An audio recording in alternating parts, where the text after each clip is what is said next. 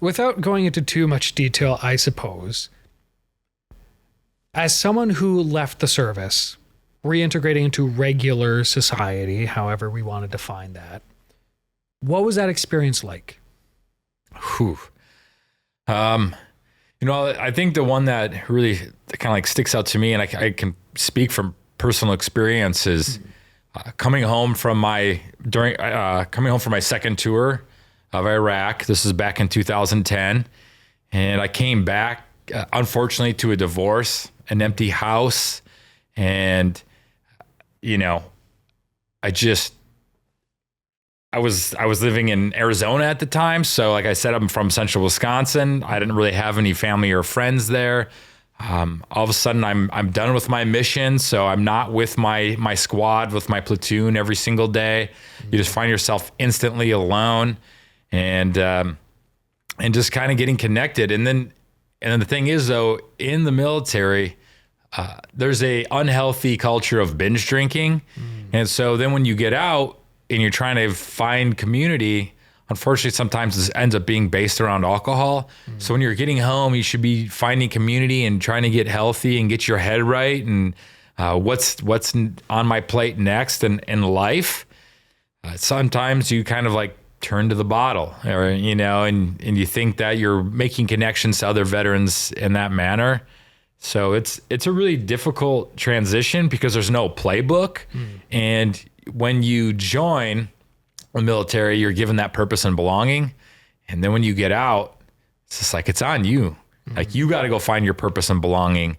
And it's a difficult thing to do because a lot of us joined, right? I joined in during my senior year of high school is when I enlisted. My senior year of high school was when September 11th happened. And so I hadn't even really become a member of society yet.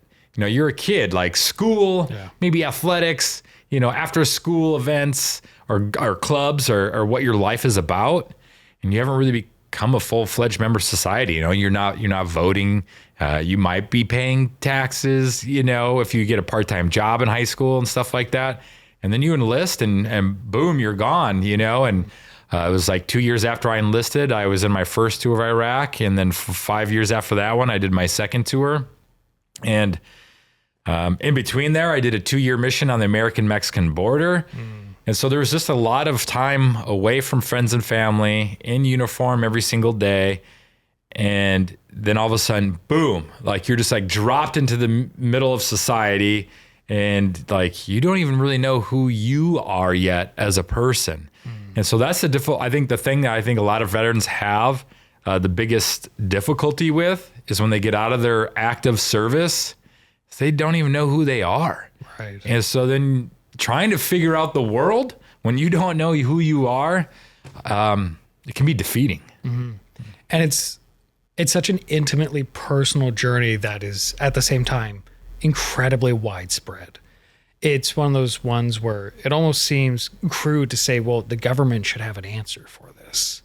I mean, the government's going to have a easy process for an 18-year-old kid who just left high school, who's given his life to a very specific kind of lifestyle, very specific kind of mission, and just reintegrate them naturally. I'm not sure that is something that you could just put into a little handbook, give to everyone after they leave the military, and, good luck, you're going to be great now. You would think that there would be some sort of exit plans or exit strategy.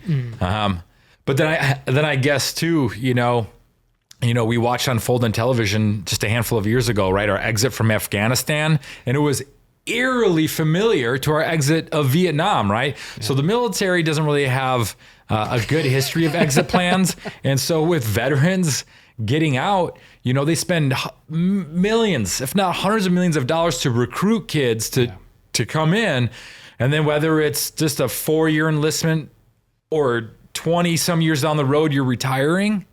It's just kind of like, here's your paperwork. Here's like your final award, your kind of like final thank you. And hey, best of luck to you out there. And that's what it kind of felt like after my time when I retired. It was just like, man, like where do I go? What do I do? What's next? Yeah. And so And you have all these kind of like third party nonprofit organizations that are popping up now, being founded and managed and operated by veterans, because we realize the people who are going to probably take the best care of veterans are ourselves, you know?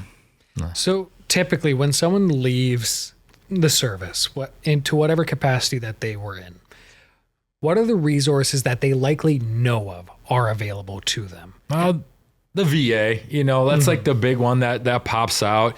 And depending on maybe where they're getting out, depending on what state too, there might be, you know, some brochures of local organizations.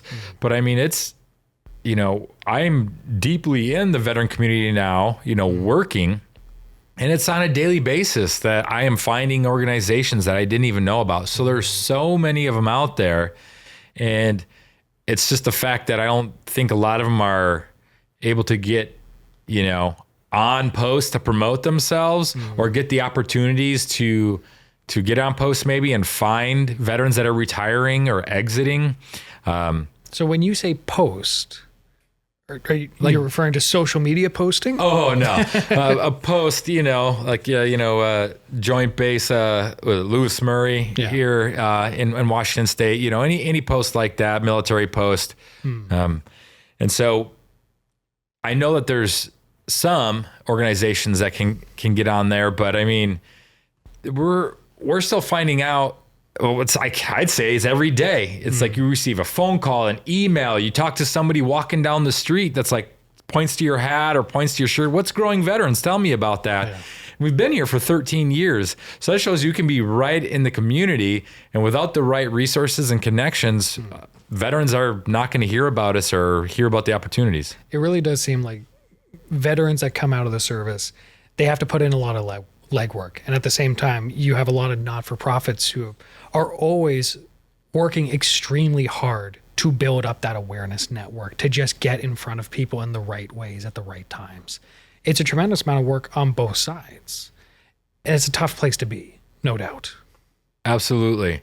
And that's one of the big things that we really hold in high esteem is when we host events for veterans or do our Friday coffee check-ins, is we make sure when people are telling us about the challenges or issues right now, getting them those resources, whether it's a card, a website, a phone number.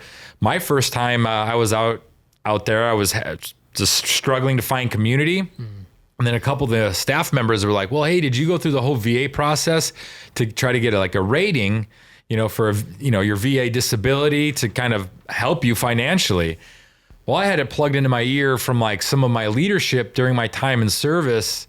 It was like, well, you didn't, like, you know, that's for wussies, and like, you know, you're gonna, you know, take handouts from the government, or like, this is what you did in the service, and like you didn't deserve that. So like you get it in your head that maybe sometimes, oh, I don't deserve these resources or this support. So then you don't go that way.